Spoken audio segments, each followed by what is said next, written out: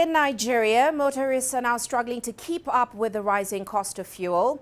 Earlier this year, President Bola Tinubu scrapped fuel subsidies in a bid to free up billions of dollars for infrastructure projects. However, the move has now pushed fuel prices beyond the reach of many, as Jack Mangut now reports. A near-empty petrol station in Nigeria's capital, Abuja. The rising cost of fuel per litre has made it unaffordable for many. The few motorists who have come to fill up acknowledge that they might not be able to do so for much longer.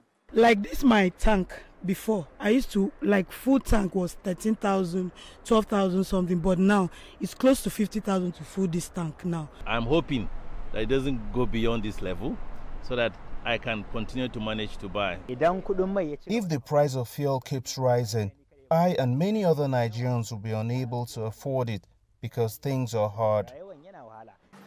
Nigeria's government stopped paying a costly fuel subsidy in May. This meant market forces would determine its price at the pump. The price per litre has quadrupled since then, leaving many Nigerians unable to afford it. Meanwhile, Nigeria's naira has slumped against the dollar, and the government needs dollars to import the product due to its high demand and low supply, adding to the cost of importation. Experts say such costs could impact the government's decision to bring back the subsidies. The current rise that we face in fuel prices is simply because, we import all these products and rely on the market to determine the price. There's only an extent to which Nigerians will be able to bear the subsidy removal before the government, holds on the removal. Because if the people continue to suffer, paying high cost of transportation and spending high cost on food, then you would realize that Nigerians will revolt at a point, and then the whole removal scheme will fail. Experts say the government needs to strengthen the value of the naira to reduce the high exchange rate with the dollar used in importing petrol. They say the government should also ensure that Nigeria refines fuel locally to reduce dependence on imports.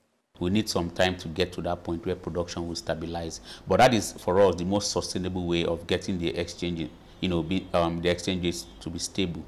But in the short term, what the government needs to do is to ensure that the savings from the subsidy removal is channeled back into programs that will support the people to cushion the effect of the removal. If we are able to refine our crude locally, that could potentially help reduce this burden of high petrol prices. The government says it is anticipating about $10 billion in investments from foreign investors and their sovereign wealth fund in the forthcoming weeks.